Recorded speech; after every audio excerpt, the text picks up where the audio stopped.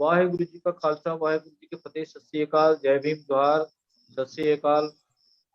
वह सब मानवता चिन्ह देख रहे सभी दर्शकों का बहुत बहुत स्वागत है। मैं हूं जगदीश सिंह सतनामी। आज हमारे साथ मेहमान जुड़े हुए हैं, मैं उनका परिचय बता दूं। जसवीर भाटिया साहब अमेरिका से जुड़े हुए हैं, जगतार सिंह साहब दिल्ली से जुड़े हुए हैं, और रोशनी जी भी दिल्ली से जुड़ी हुई थे, वो नेटवर्क के कारण हमारे से अभी लेफ्ट हो गई हैं। बहरहाल मैं सभी मेहमानों का आज के इस कार्यक्रम में स्वागत करता हूं। और आज का हमारा जो विषय है वो जो संविधान की प्रस्तावना है, जिस पर हम कल चर्चा किया था कि हम भारत के लोग संपूर्ण प्रभुत्व समाजवादी, ये जो प्रथम उसका जो वर्ड था बाबा साहब अम्बेडकर का, उस पर आज हम दूसरी जो उनका जो सब्जेक्ट है, जिसपे उन्होंने पंथ निरपेक्ष और धर्म निरपेक्ष की बात की थी, तो इस पर हम आज बात करेंगे। क्योंकि अंग्रेजों की गुलामी से जब भारत आज़ाद हुआ और संविधान निर्माण हुआ, और उसमें प्रथम प्रस्तावना में प्रिएम्बल में ये सभी जाति धर्म के लोगों के लिए ये राइट मिला हुआ है। इसी पर हम आज पंथ निरपेक्ष और धर्म निरपेक्ष की बातें जो बाबा साहब ने संविधान में हमें दिया हुआ है, इस पर हम आज के विभिन्न मेहमानों से विस्तार से बात करने की कोशिश करने के लिए हम लोगों ने इनवाइट किया था काफी एक्सपर्टों को, लेकिन किसी कारणवश वो आज इस प्रोग्राम पे नहीं जुड़ पाए हैं। दो मेहमान जुड़े हैं, इनसे हम आ, बात करने की कोशिश करेंगे और जानने की भी कोशिश करेंगे कि पंथ निरपेक्ष और धर्म निरपेक्ष की परिभाषा को कैसे आ, हम समझ सकते हैं, और भारत ने जो संविधान ने हमें जो ये हक अधिकार दिया है, इस पर भी हम बात करेंगे। तो मैं सबसे पहले जगतार सिंह जी के पास में जाना चाहूँगा। जगतार सिंह साहब, इस पर आप आज की इस पर प्रथम टिप्पणी के रूप में आप अपनी विचार दें पंथ निरपेक्ष और धर्म निरपेक्ष के संदर्भ में। सबसे पहले वाहेगुरु जी का खालसा, वाहेगुरु जी की फतेह। वॉइस ऑफ मानवता देख रहे सभी साथियों का बहुत बहुत स्वागत है।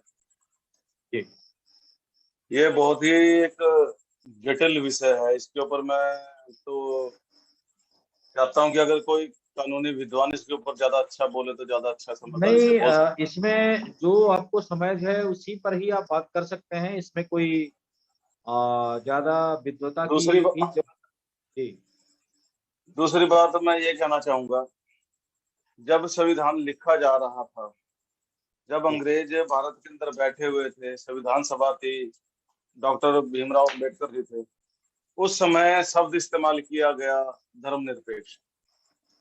और बाद में शायद आप 1972 की बात बता रहे थे, इसमें संशोधन करके धर्मनिरपेक्ष को पंथ निरपेक्ष कर दिया गया।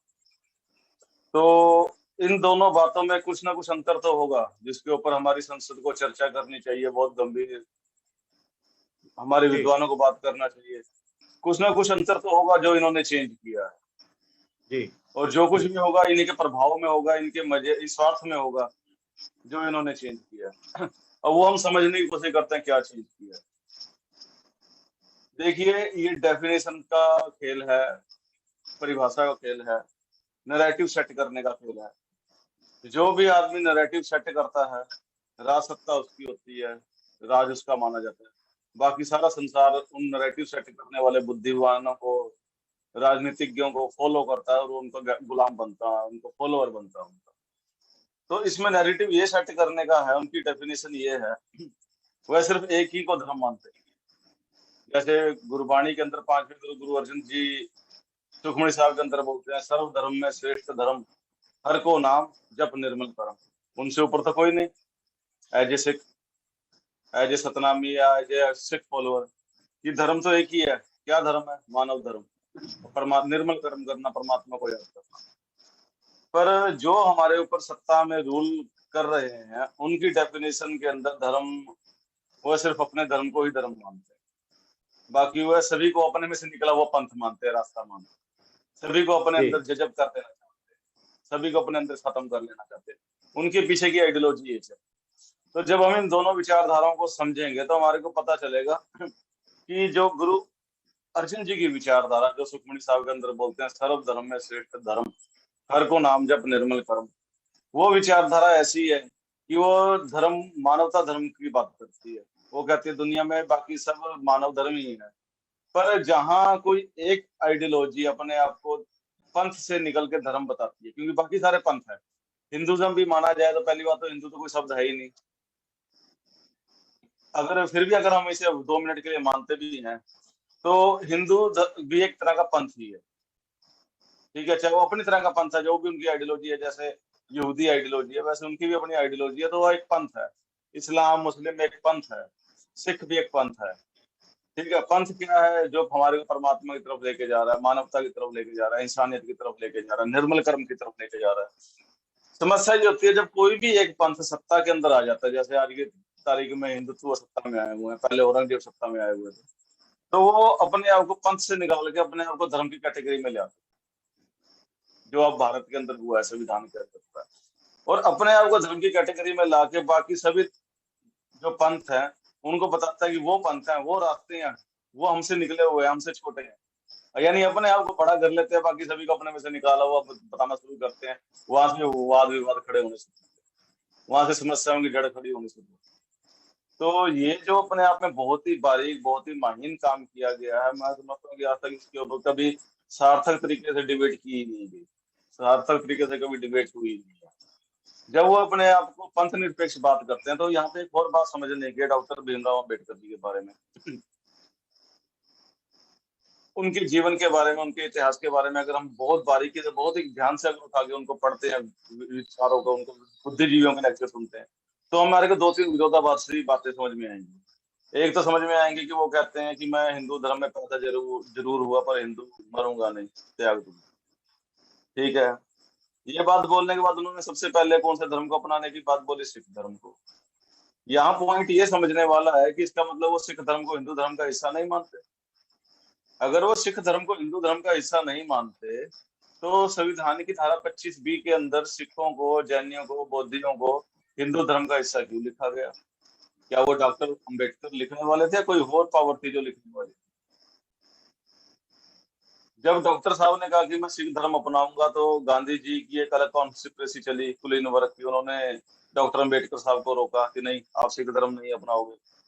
पूना पैक्ट के बाद डॉक्टर साहब हमेशा एक अदृश्य प्रभाव में रहे उनके, क्योंकि वो अपने समाज को किसी भी तरह का खतरा नहीं देना चाहते थे।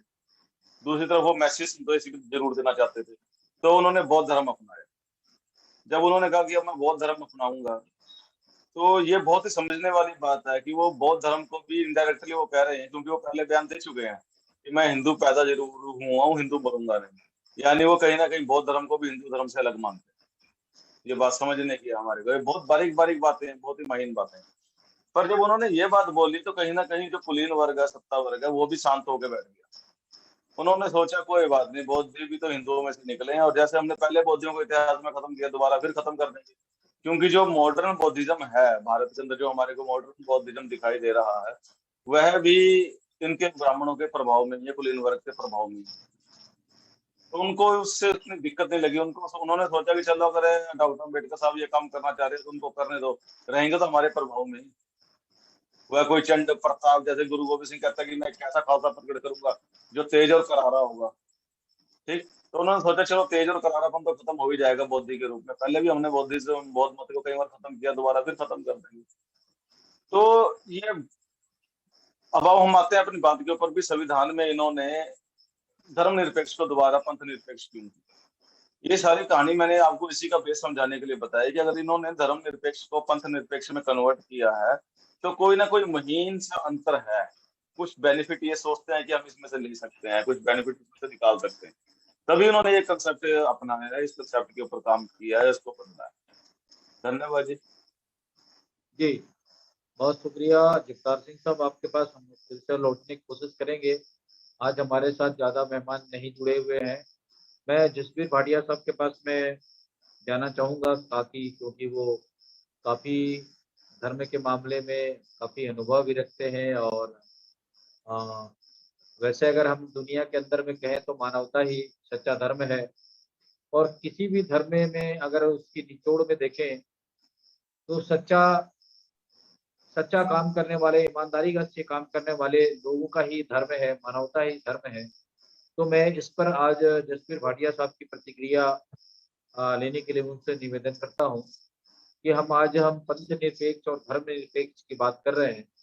तो इस पर अपनी पृष्ठभूमि डालते हुए विचार साझी करें। जसबीर भाटिया साहब। जी, एक बार फिर आप सबको सत श्री अकाल, नमस्कार, सतनाम। देखें, हर एक इंसान जो जिंदगी में पैदा है, दुनिया में जितने भी लोग, हर एक इंसान के अपने अपने विचार होते हैं। कोई भी दो इंसान एक दूसरे से मिलते नहीं, और कोई भी इंसान अपना व्यू, अपना विचार दूसरे को थोपने की कोशिश करता है तो वहां पर झगड़ा शुरू होता है, कॉन्फ्लिक्ट पैदा हो जाता है, भेदभाव पैदा हो जाता है। अगर हम धर्म की बात करते हैं, भगवान की बात करते हैं, तो देखें चारों तरफ भगवान ने जो सृष्टि बनाई है उसमें कितनी विभिन्नता है, कितनी डाइवर्सिटी है। तो यही उस परमात्मा का अनुयाय है, यही उसका हुक्म है। जैसे हम गुरुमुखी में हुक्म के शब्द यूज करते हैं, तो धर्म निरपेक्ष जो आप कहते हैं, नॉन रिलीजियस एटीट्यूड, धर्म रिलीजन नॉन पार्टीजन कहते हैं इंग्लिश में। तो यही एक ठीक रास्ता है। दरअसल हिंदुइज्म कोई धर्म नहीं है, ये आपकी सुप्रीम कोर्ट ने ही कहा है, मैं अपने तरफ से भी नहीं कहूँ। हिंदुइज्म सिर्फ एक कल्चर है, एक सभ्यता है जो बाहर के विदेशियों ने जब भारत में की तरफ आए, हमला किए, तो सिंधु रिवर के दरिया के इस तरफ रहने वाले लोगों को उन्होंने सिंधु और हिंदू कह दिया। उसमें किसी धर्म का नाम नहीं था। तो शायद इसी विचार से ही जब संविधान 25B में 25 में कह दिया है कि सभी ये जो है हिंदू हैं, उनका भाव धर्म से नहीं था, लेकिन इस सभ्यता से था। क्योंकि क्रिश्चियनिटी और इस्लाम को अलग रखा था, कि वो उनकी अपनी डिस्टिंक्ट सभ्यता है, क्योंकि वो बाहर का धर्म है। तो लेकिन समस्या तब पैदा हो गई है जब हिंदू सभ्यता को कुछ लोगों ने हिंदू धर्म का नाम देके उसको डिफाइन करने की कोशिश की है, उसकी परिभाषा को बड़ा नैरो कर दिया है, ये हिंदू है, दूसरा हिंदू नहीं है। इसमें समस्या पैदा हो गई। मैं आपके ही बड़े एक वरिष्ठ जो बीजेपी के नेता है, क्या नाम का, नारायण स्वामी है क्या उनका नाम, शायद आप जानते हो, नाम नहीं याद था। इंडिया से, हाँ, इंडिया के हैं, नारायण स्वामी हैं वो जी। तो उन्होंने खुद ही कहा है कि हिंदू धर्म नहीं है, हमारा धर्म है, हमारा सनातन धर्म है। किसी का सिख धर्म है, किसी का बौद्ध धर्म है, कोई आर्य समाज का है। तो ये जो बात है, इसलिए धर्म निरपेक्ष होना जो है वो ही एक ठीक रास्ता है। अब दूसरा है, यहाँ ये अमेरिका में रहते हैं, यहाँ भी देखिए जितने भी दुनिया में प्रगतिशील देश हैं, सभी देशों में जो सरकारें हैं वो किसी धर्म को सपोर्ट नहीं करती। अमेरिका जो है, सब धर्मों की आज़ादी है, हर एक इंसान को, चाहे किसी भी धर्म का है, किसी भी जाति का है, उसको पूरा आज़ादी से पढ़ने लिखने काम करने की आज़ादी है, और अपना धर्म को अपने तरीके से फॉलो करे। सरकार किसी धर्म को सपोर्ट नहीं करती। तो जहाँ देखिए, जहाँ एक आइडियोलॉजी को फोर्स किया जाता है, मैं किसी का नाम ना लूँ तो आप ठीक रहेगा, जैसे कई कंट्रीज हैं, मिडिल ईस्ट में है, अफ्रीका में है, और दूसरे कंट्री है, कम्युनिज्म भी एक किस्म का धर्म कह लो या एक तरीका है। वो भी जब लोगों के ऊपर अपना तरीका ठोसते हैं तो वहाँ प्रगति नहीं होती। ये अब सारे संसार में ये एक उदाहरण है। तो इसलिए मैं यही कहूँगा कि भारत के अंदर मेरे विचार से कोई भी पॉलिटिकल पार्टी धर्म के नाम से होनी नहीं चाहिए। बिल्कुल, कोई पॉलिटिकल पार्टी जो है उसको उसका धर्म के साथ कोई कनेक्शन नहीं होना चाहिए, तभी ये देश आगे बढ़ सकेगा। नहीं तो फिर आपस में झगड़े लड़ाइयाँ पैदा होंगी और इसके नतीजे अच्छे नहीं होंगे, यही कह सकता हूँ। और ये जो आप बहुत बात करी है, शुक्रिया। जो जगतार सिंह ने बात करी है कि धर्म निरपेक्ष की छोड़ के उन्होंने क्या क्या कह दिया है, क्या दूसरा नाम बताया उन्होंने, पंथ पंथ निरपेक्ष। निरपेक्ष। पंथ निरपेक्ष।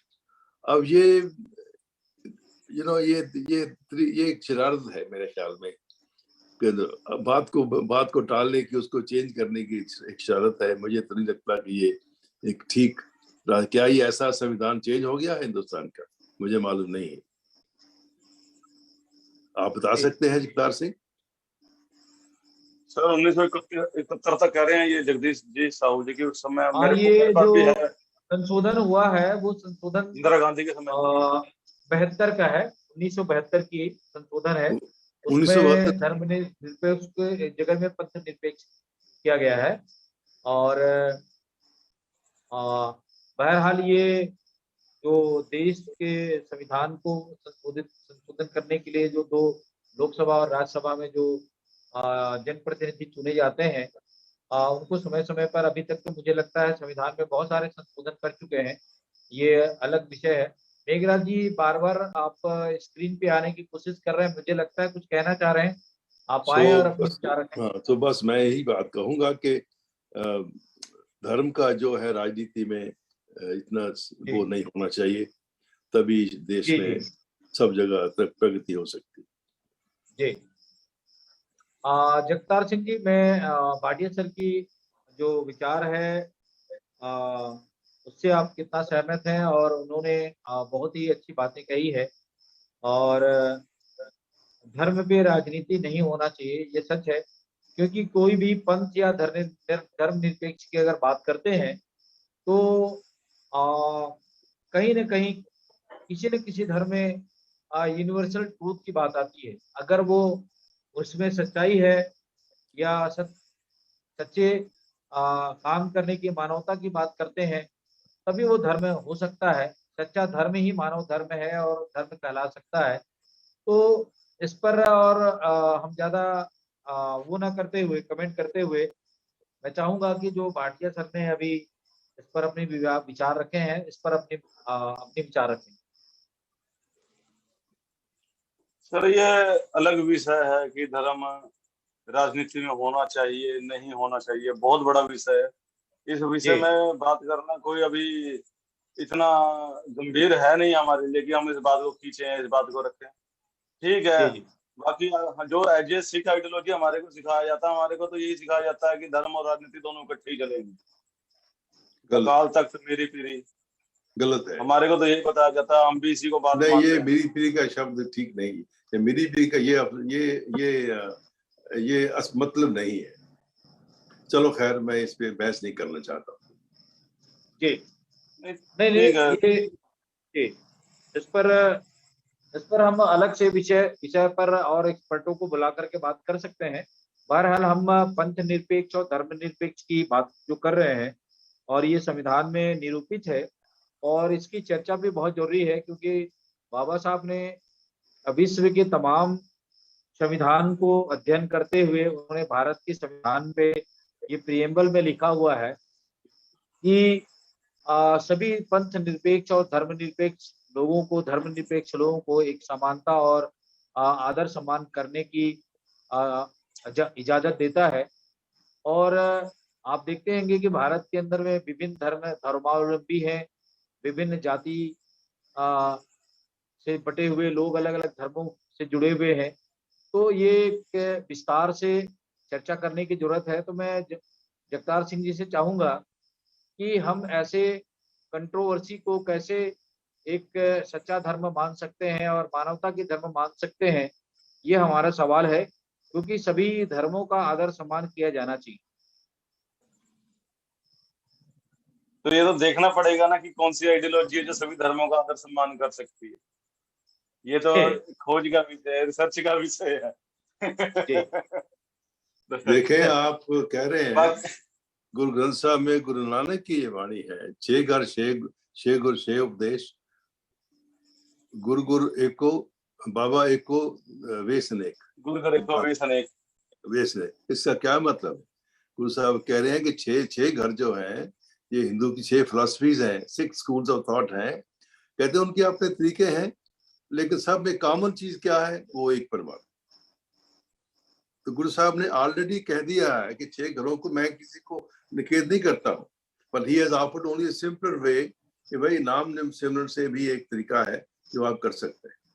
इसको समझने की जरूरत है। ये हम पढ़ देते हैं लेकिन समझते नहीं इसका मतलब क्या है। Guru Nanak has accommodated all the 6 ways of thinking, but saying that look in his way, simple तरीका है नाम सिमरन, that's enough. बाकी आप करें, अगर आपको कुछ अचीव होता है तो करो भाई। Guru Nanak has not rejected that.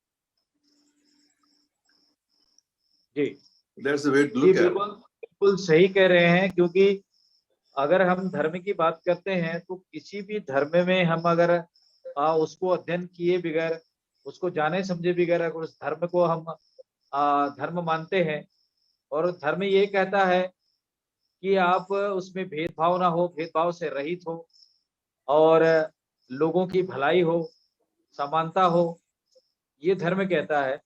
लेकिन अगर इन सब बातों को अगर देखें तो गुरु ग्रंथ साहिब में गुरु नानक साहब ने एक ओंकार सतनाम करता पुरख आदि सच जुगादि सच, ये सब उन्होंने कहा कि संसार में एक ही ईश्वर के सब संतान हैं और उसको समझने और जानने की जरूरत है। लेकिन आज के परिस्थिति में अगर हम बात करें भारत के संदर्भ में, भारतीय संविधान के संदर्भ में, तो बाबा साहब ने तो सभी को जितने भी धर्मनिरपेक्ष की बात की, सभी धर्मों को किसी भी धर्म को उन्होंने बुरा भला नहीं किया है और धर्मनिरपेक्ष की बात की। तो मैं इस पर ज्यादा विस्तार से ना जाते हुए मैं चाहूंगा कि जो भी आज हमारे मेहमान हैं वो अपनी बुद्धि और विवेक के बल पर जो भी आपको ज्ञान है उस पर ही आज हमारे दर्शकों तक अपनी बात रख सकते हैं, और इस पर हम किसी धर्म को ठेस पहुंचाने की हम बात नहीं करेंगे। मेघराज जी आ गए हैं, मेघराज जी से भी चाहूंगा कि उनकी भी प्रतिक्रिया मिल जाए पंथ निरपेक्ष और धर्म निरपेक्ष के संदर्भ में। ये धर्म का जो मसला है ना, बहुत टेढ़ा मसला है, इसको समझना छोटी मोटी बात नहीं, बहुत मुश्किल बात है। दरअसल बाबा फरीद जी कहते हैं कि सीधे अक्षरों में बोले कि धर्म है होता क्या है, कि बोलिए सच धर्म, झूठ ना बोलिए। जहाँ पर झूठ है वहां पर बेईमानी है, लालच है, तो वहां धर्म नहीं होता।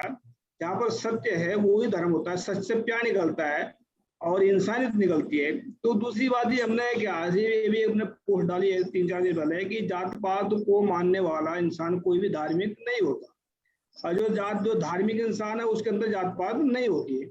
हमने फिर ब्राह्मणों को चैलेंज भी कर दिया उसमें, अगर आप लोगों को ऐसा लगता है कि जात पात को मानने वाला धार्मिक इंसान होता है तो हम 1.25 लाख ब्राह्मणों से विचार चर्चा करना चाहते हैं।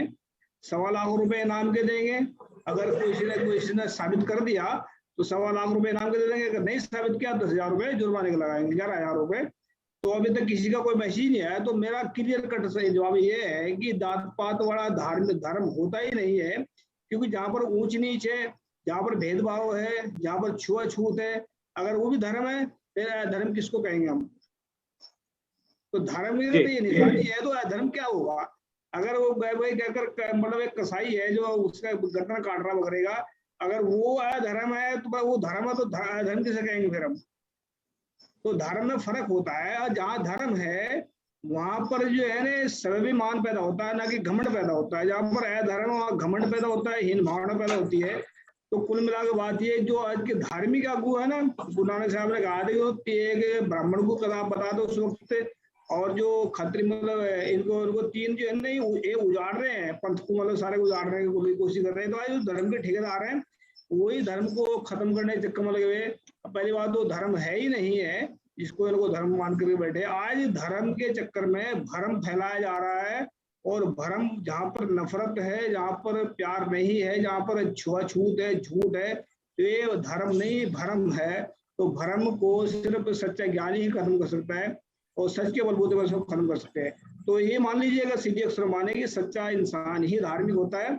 ईमानदार इंसान धार्मिक होता है, झूठा इंसान नहीं होता। जी जी, बहुत शुक्रिया मेघराज जी।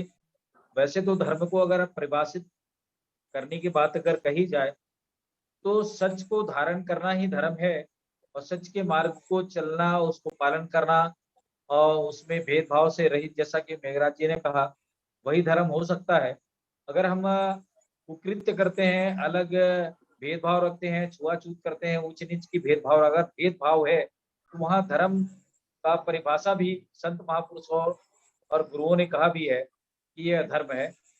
तो मैं इस पर जगतार सिंह जी से चाहूंगा कि मेघराज जी ने अपनी बातें रखी, इस पर थोड़ी सी अपनी प्रतिक्रिया और विचार अपने विस्तार से रखें। आज के इस परिचर्चा पर हम 45 मिनट का हम समय निर्धारित किए हैं आज की इस परिचर्चा पर।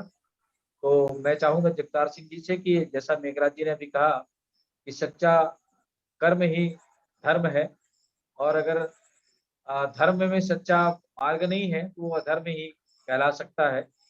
और मैं चाहूंगा कि इस पर आपने प्रतिक्रिया दें। नहीं, ठीक है, मेघराज जी ने बिल्कुल ठीक बात बोली है। गुरु ग्रंथ साहब जी के आधार पर ही बात बोली है, तो उसको कोई नकार तो नहीं सकता है। और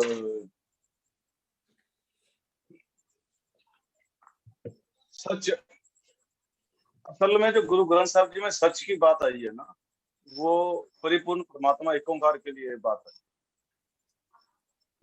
वो आइडियोलॉजी कुछ और है, कहीं और की आइडियोलॉजी है, किसी और हिसाब से लिखी गई है। अगर हम अपने संसारी मातलों के अंदर बात करें, जीवन के व्यवहार के अंदर बात करें, तो सच के साथ हमारे को और भी बहुत सारी चीजों की आवश्यकता पड़ती है।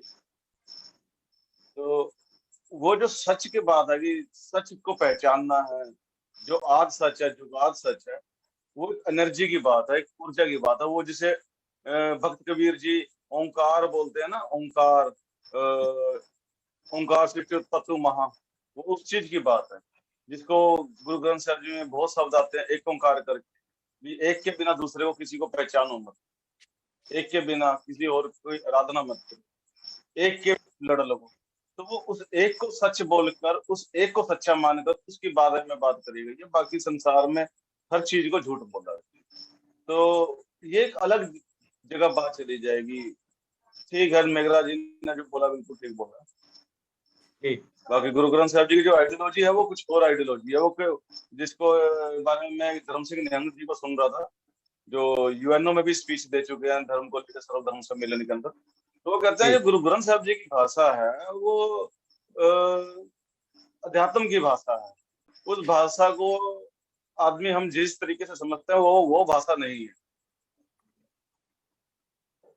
जी हाँ, जैसा कि अगर हम कबीरदास के विचारों के ऊपर में अगर बात करें तो उन्होंने कहा था कि पाहन पूजे हरि मिले तुम्हें खुदो पहाड़, याते तो चाकी भरी पीस खाए संसार।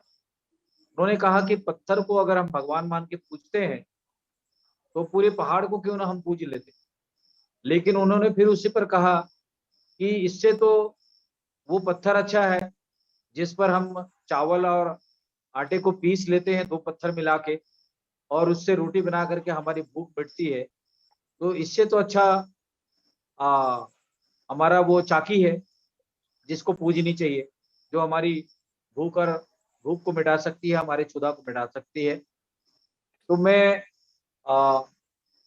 एक संत महापुरुषों की विचारों के संदर्भ में जो उन्होंने इस पर जो अपने कटाक्ष किया है, तो इस पर मैं चाहूंगा भाटिया सर से, क्योंकि गुरु ग्रंथ साहिब में जितने भी संत महापुरुषों की जो वाणियां हैं और सच्ची वाणियां हैं वो स्वर्ण अक्षरों में अंकित है, और ये पूरी मानवता के लिए, पूरी मानव समाज के लिए और विश्व के लिए इन बातों को यथार्थ में उन्होंने कहा है। तो मैं इस पर भाटिया साहब से चाहूंगा कि थोड़ी विस्तार से गुरु ग्रंथ में जो समाहित शब्दों के संदर्भ में अपने विचार रखें। देखें, जो भी अभी जगतार सिंह ने कहा और मेघराज सिंह ने कहा वो एक ही सत्य है कि सत्य तो एक ही है, सत्य को दो नहीं होते, सत्य दो नहीं होते जी। तो सारा धर्म, सारा गुरु ग्रंथ साहब जो भी है सत्य के ऊपर ही है। वो जी। एक ओंकार जो है, एक है। ओंकार भी दूसरा शब्द है। एक जो है, जो जिसे हम अकाल पुरख कहते हैं, अकाल जो इस समय से भी परे है, वो तो सत्य है, उसमें एक रियलिटी है। बाकी गुरु साहब ने गुरबाणी में सीधा कहा है कि वो सत्य तो ठीक है भाई, वो अपने आप में सत्य है, लेकिन आपका आचरण जो है वो उससे भी ऊंचा है। क्योंकि अगर आपका आचरण ही नहीं है तो फिर सत्य की बातें करना बेकार है, समझे जी। नहीं। हम इंसान तो जो जीवन है हमारा, हम तो रोज बना सुबह उठते हैं, रात को सो जाते हैं, इतने घंटों में हम काम कुछ ना कुछ करते रहते हैं, कुछ सोचते हैं, कुछ करते हैं, अपने विचारों के अधीन हम कुछ काम करते हैं। तो अगर हमारा आचरण ही अच्छा नहीं है, इंग्लिश में कहते हैं truth is high, higher still is truthful living. तो यही एक समस्या है, यही एक बेसिक सिद्धांत है। अभी जगतार सिंह जी ने कहा कि सर्वधर्म में श्रेष्ठ धर्म हर को नाम जप करना, निर्मल कर्म। तो हम तो कर्म ही कर सकते हैं ना। तो जी। जब तक तुम्हारे कर्म निर्मल नहीं है, तब तक कोई भी धर्म चलने वाला नहीं। बाकी की जो बातें हैं वो जो है,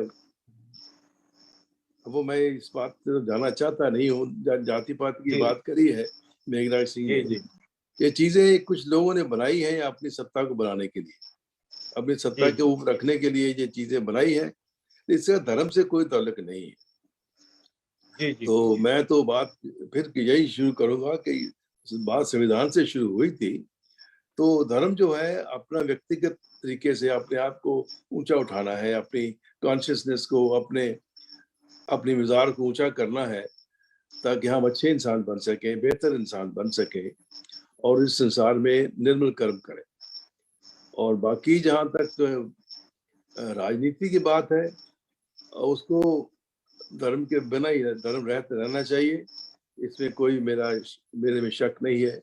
क्योंकि सारे संसार में जो मैं देखता हूँ, जहां जहां भी एक आइडियोलॉजी को दो लोगों के ऊपर थोपा जाता है, वहां पर विनाश है, वहां पर तरक्की नहीं होती, लोग दुखी हैं। जी। मैं कम्युनिज्म में रहा, रशिया में भी रहा हूँ, अमेरिका में रहा हूँ, सारी दुनिया घूमी है मैंने, सारा यूरोप घूमा है मैंने।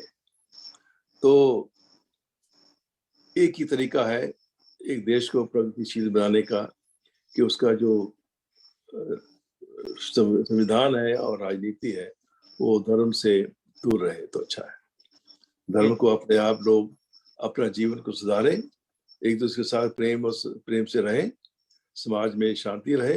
ये तभी हो सकता है जब एक दूसरे के धर्मों को हम सराहें, उनको उनकी रिस्पेक्ट करें, उनका जैसा है। और कोई जिसमें बिलीव करता है, अच्छा भी आपको मुबारक, मुझे ये अच्छा लगता है, मुझे मुबारक। किसी जी। झगड़ा करने की जरूरत नहीं। गुरु साहब ने कहा था, गुरु नानक से सबसे पहले जब गुरु नानक साहब को ज्ञान हुआ, प्रकाश हुआ, जब वो बेनी नदी से निकले थे 3 दिन के बाद, तो सबसे पहले उन्होंने यही कहा था कि ना कोई हिंदू ना कोई मुसलमान। उस वक्त हिंदू थे या मुसलमान थे। लोगों ने कहा ये तो पागल हो गए, अब ये हिंदू लोग भी हैं, मुसलमान भी हैं, एक आप तार आपके मुंह पे आ रही है, वो एक लकीर सी बन गई है, जी। आप उसको जरा हटा दें तो अच्छा होगा, क्योंकि आपके इमेज पे ठीक नहीं आ रहा है। हाँ, तो उनका मतलब यही था कि उस भगवान के आगे कोई किसी धर्म की कोई वैल्यू नहीं है, वो तो हमारे कर्म देखेगा, समझे नहीं। धर्म का उसके भगवान को कोई किसी धर्म से ताल्लुक नहीं। तो ये बात है, सीधी सिंपल सी बात है। धर्म का मतलब है अपने आचरण को ऊंचा रखना, ऊंचा बनाना, समाज में प्रेम भाव से रहना, ये हो सके मदद करना, यही एक धर्म है, सच्चा धर्म है। बाकी तो बातें। धन्यवाद। जी, बहुत शुक्रिया जसवीर भाटिया साहब। आपने संक्षिप्त में किंतु सारगर्भित विचारों के साथ में आपने इस विचार को व्याख्यात्मक रूप से अपनी प्रस्तुत करने की कोशिश किया। बहुत शुक्रिया जगतार सिंह जी। आज की इस परिचर्चा पर हम संक्षिप्त कमेंट लेने की आपसे दोबारा निवेदन करते हैं, क्योंकि हमारा समय भी नजदीक आ चुका है। हम 45 मिनट ही आज इस विषय पर चर्चा करेंगे। तो जिस ढंग से भाटिया साहब ने संक्षिप्त में इस बात को परिभाषित करने की कोशिश किया है, मैं संक्षिप्त कमेंट और लास्ट कमेंट के रूप में आपसे जानना चाहता हूं आज की इस महत्वपूर्ण चर्चा पर। देखिए, बहुत ही गंभीर विषय है इसके लिए बहुत गंभीर और संजीदा लोग ही बोलते हुए अच्छे लगते हैं। और बाकी गुरु ग्रंथ साहब जी की आइडियोलॉजी जो हमारे सामने है उसके बारे में हम बात कर चुके हैं। बात शुरू हुई थी हमारी संविधान से कि संविधान में धर्मनिरपेक्ष को जी पंथ निरपेक्ष में बदला गया। तो कुछ ना कुछ अंतर तो जरूर रहा होगा ना, जो उन्होंने बदलने वाले सत्ताधारी पक्ष में बदला है। दूसरा, यहाँ पे एक बात आई थी प्रियम्बल की। प्रियम्बल के बारे में मैं दिनेश सिंह जी और रविंद्रपाल सिंह खालिस्तानी जी ने एक वीडियो रिलीज करी थी यूट्यूब पर। वो मैं सोचता हूँ कि सभी को समझनी सुननी चाहिए संविधान के ऊपर, प्रियम्बल के ऊपर। उस पे वो कह रहे थे कि कभी भी हम कोई फैक्ट्री बनाते हैं, कोई कंपनी बनाते हैं, कोई भी ऑर्गेनाइजेशन बनाते हैं, तो प्रियम्बल उद्देश्य पहले लिखा जाता है कि हम किसी उद्देश्य की अचीवमेंट के लिए संगठन तैयार कर। संविधान भी बनाना जब शुरू किया तो सबसे पहले कोई भी काम बनाना शुरू करते हैं तो वो प्रियम्बल उद्देश्य का पहले लिखी जाती है। हमारा संविधान बन के पहले तैयार हुआ, प्रियम्बल उद्देश्य का बाद में लिखी गई है। ये एक बहुत ही बड़ी कॉन्स्पिरेसी है, बहुत ही बड़ी साजिश है। ये हाथी दांत के बराबर जैसे आज हम संविधान को बोलते हैं बना दिया गया है। तो ये एक बहुत ही, इस पे तो बहुत ही अच्छे विद्वान अगर आके इसके ऊपर चर्चा करें तो सार्थक तरीके से हम समझ सकते हैं कि हमारी समस्याओं की जड़ कहाँ पड़ी है। संविधान 70 साल में हमारे को न्याय क्यों नहीं दिला सका? संविधान किसी सत्ताधारी और पूंजीपति कॉर्पोरेट के, जैसे कि खुद जज बोल चुके हैं, कई जजों की स्टेटमेंट आ चुकी है कि गरीब आदमी के लिए भारत में न्याय लेना रहा नहीं है। भारत में गरीब आदमी सत्ता पक्ष और पावर वाला कैसे भी किसी भी तरीके से न्याय ले सकता है। तो जब ये बातें एज ए न्यायाधीश खुद बोल रहे हैं, एज ए जज, एज ए वकील खुद बोल रहे हैं, तो हमारे को इसके रूट कॉज तो समझना पड़ेगा ना। इसके लिए हमारे को उस तरह के विद्वान बुला के, ये बहुत ही जी गंभीर विषय है और बहुत ही जी विस्तृत विषय है। जी जी जी बहुत शुक्रिया जगतार सिंह जी आपके इस अंतिम प्रतिक्रिया के लिए। मैं लास्ट में संक्षिप्त में भाटिया साहब से चाहूंगा कि आज की इस संदर्भ में काफी विस्तार से बातें हो चुकी है। लास्ट कमेंट के रूप में आज की इस परिचर्चा पर अपने विचार दें, उसके बाद हम कार्यक्रम को समाप्त करें। न्याय की बात हो गई, फिर वही संविधान की बात आ जाती है। हमारे जो न्यायाधीश हैं, सुप्रीम कोर्ट है, उनका सबसे पहला धर्म है कि संविधान की रक्षा करना, संविधान के हिसाब से बिना किसी भेदभाव के उनकी रक्षा करना। हर एक कोर्ट का, हर एक न्यायाधीश का ये धर्म है कि वो न्याय को किसी भी भेदभाव के, धर्म हो, कुछ हो, जाति हो, उसके हिसाब से न्याय देना, को वो न्याय नहीं रह जाता। न्याय ही बिल्कुल धर्म का मतलब है सच्चाई, सत्यमेव जयते हम कहते हैं।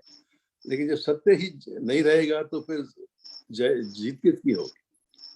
तो ये बात है, फिर घूम के बात वही आ जाती है कि हम बात कर रहे हैं संविधान की, देश की। संविधान का मतलब है देश को कैसे चलाना है। तो देश को चलाने के लिए अगर उसमें सत्यता नहीं है, उसमें धर्म का मतलब है यही, जैसे आप सब ने कहा है, धर्म का मतलब सच्चाई है, सच्चे से निर्मल काम है, वो धर्म है। और जो सत्य के आधार पे नहीं किया जाता वो अधर्म है। बाकी भगवान की बात अलग है, कोई कैसे मिलेगा नहीं मिलेगा वो है ही नहीं, किसको पता नहीं, उसकी बात हम बातें नहीं करते, हम अपने जीवन के बारे में बातें करते हैं।